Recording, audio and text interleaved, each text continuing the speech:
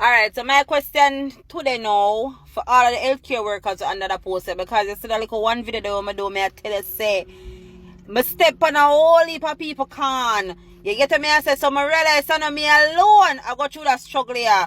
You get me? But my question is, tell me what you prefer. Do you prefer to do a living case?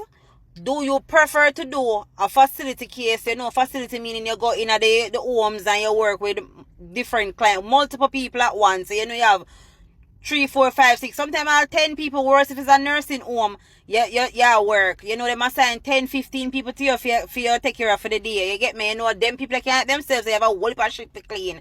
So what me want to know, do you prefer to do living, facility, or private cases? Them that the one where you're not sure about the money, you're not sure about the money, you're not sure about another case. If them dead, you probably have to go out of work for up to a month before you find another case or so. So make me know. Comment below and make me know.